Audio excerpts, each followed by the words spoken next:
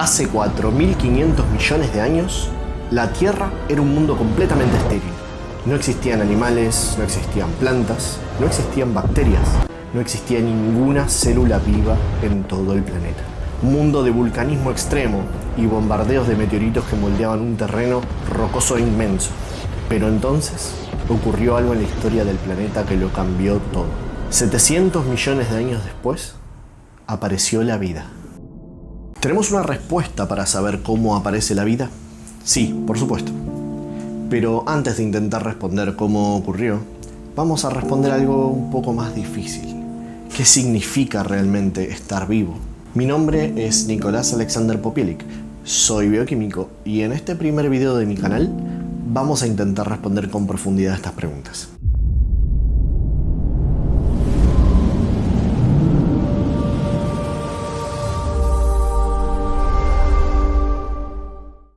La ciencia no es un organismo internacional donde existen respuestas talladas en piedra, no. Muchas veces los científicos llegan a consensos sólidos, respaldados por una enorme cantidad de evidencia.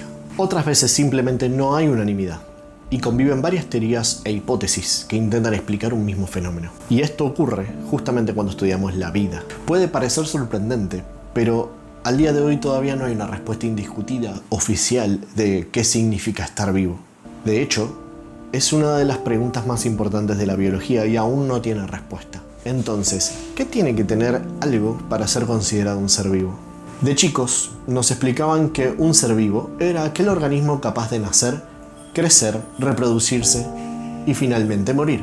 El fuego, por ejemplo, nace, crece, consume energía, luego finalmente se extingue y muere, pero no es considerado un ser vivo. Un virus posee material genético, pero no puede reproducirse por sí solo.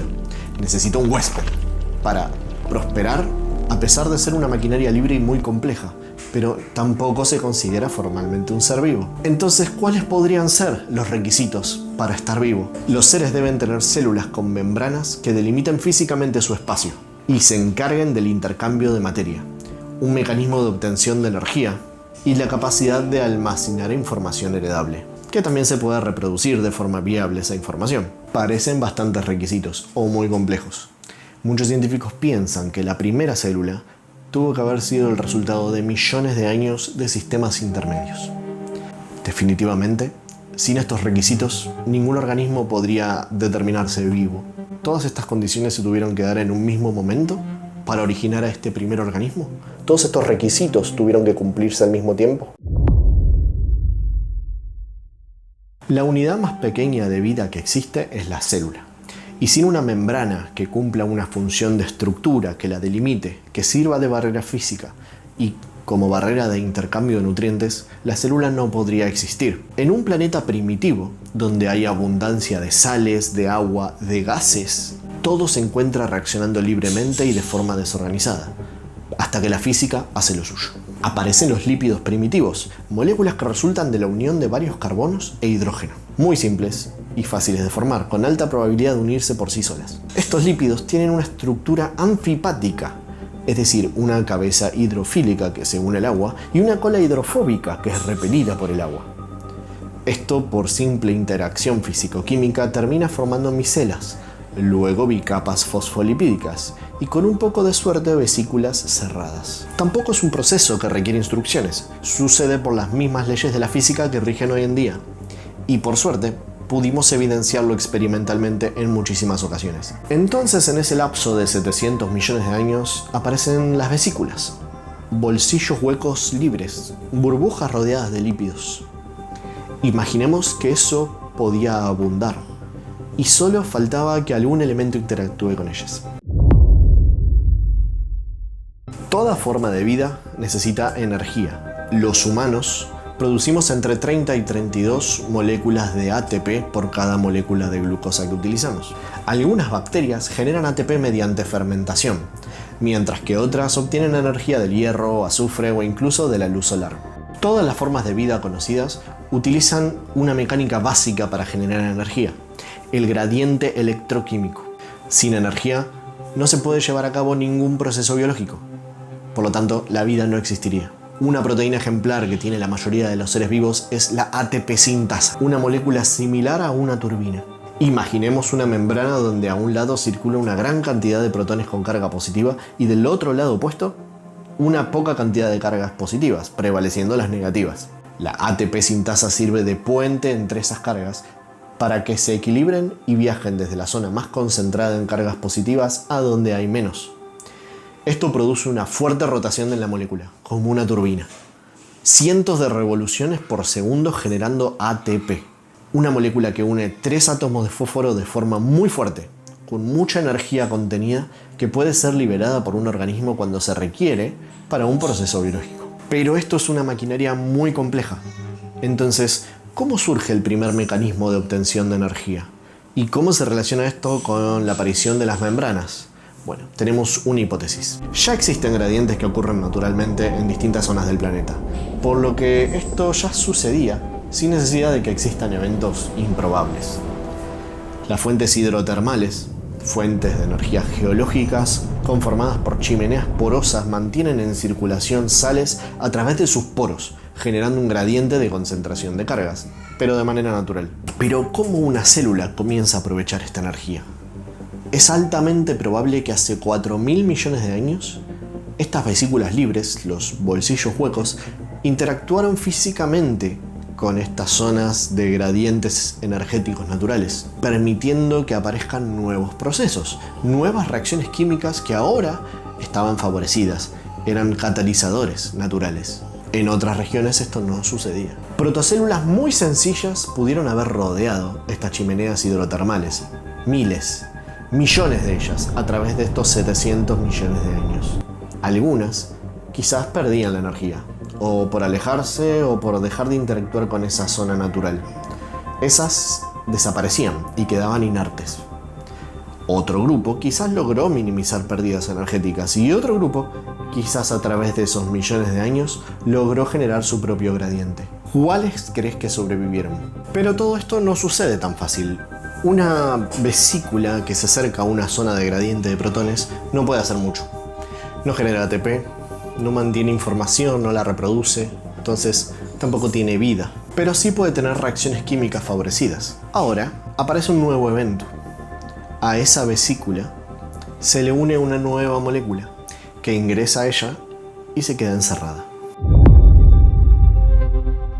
Imaginemos un océano con miles de ingredientes flotando, interactuando libremente. Todo está diluido, lejano, con una interacción un poco limitada. Pero ¿qué pasa si logras concentrar estos elementos en una vesícula? Dentro de una vesícula las moléculas están más concentradas, interactúan y se encuentran de forma más fácil. Las reacciones químicas se vuelven más probables y acá entra el papel de la aparición del ARN y el ADN. Moléculas que poseen información codificada y un sistema para ejecutar órdenes y llevarlas a cabo. El ADN, por ejemplo, tiene un sistema de proteínas muy complejo que permiten llevar a cabo la copia de una cadena de ADN y así su reproducción. Pero el ARN no. Y ahí tenemos el primer agujero negro en la historia de la vida. No tenemos evidencia de cómo se formó el primer sistema de almacenamiento y herencia de la información. El candidato más firme es el ARN, que es una molécula muy versátil de la cual conocemos muchísimas funciones. Se ha visto que puede copiar fragmentos cortos, y eso para mí es suficiente para proponerlo como gran candidato. Esa capacidad de copiar, aunque pobre en eficiencia, pudo haber sido suficiente para generar numerosas copias en varios millones de años. Pudieron ocurrir réplicas por millones, en ocasiones fallando y generando variantes de sí mismo, dando lugar a nuevas funciones que llevan o a la extinción de la protocélula o a una nueva ventaja. 700 millones de años fueron los necesarios para que estos eventos coincidan y empiece la gran reacción en cadena que nunca va a terminar: la vida. Lo asombroso es que toda la vida que conocemos, y probablemente que conoceremos, utiliza el mismo esquema básico de requisitos. Entonces, esto nos permite deducir que o toda la vida tiene un ancestro en común, o que la vida es un proceso inevitable en este universo con estas leyes de la física. La hipótesis de la biogénesis propone que la vida puede surgir a partir de procesos biológicos naturales. Moléculas simples, en océanos, volcanes, fuentes de energía geológicas, van formando a través de los millones de años pequeñas moléculas orgánicas, membranas simples, protocélulas. Pero también hay otra incómoda explicación. La hipótesis de la panspermia propone que la vida llegó a la Tierra mediante meteoritos, cometas o polvo interestelar. Es una idea fascinante, pero no explica el origen de la vida, simplemente traslada el problema de cómo se originó la vida a otro lugar. A favor de esto, en los últimos años hemos recontraconfirmado el hallazgo de arcilla, agua, moléculas orgánicas, aminoácidos en restos de meteoritos, por lo que es altamente probable que tanto la abiogénesis como la panspermia sean dos fenómenos que los dos pudieron haber ocurrido en paralelo. Todas las formas de vida que conocemos utilizan membranas, ATP e información genética. Es tan probable un origen en común como que la vida sea el camino inevitable según las leyes de la física y de la química en nuestro universo. Desconocemos cómo ocurrió aquel momento en el que la química se convirtió en biología, pero conocemos con claridad toda la ruta desde que aparece la primera célula viva funcional. Ahora nos preguntamos, si la vida apareció acá, ¿podría haber aparecido en otros mundos? Suscríbete y activa la campanita que lo vamos a ver en el próximo video. Muchas gracias.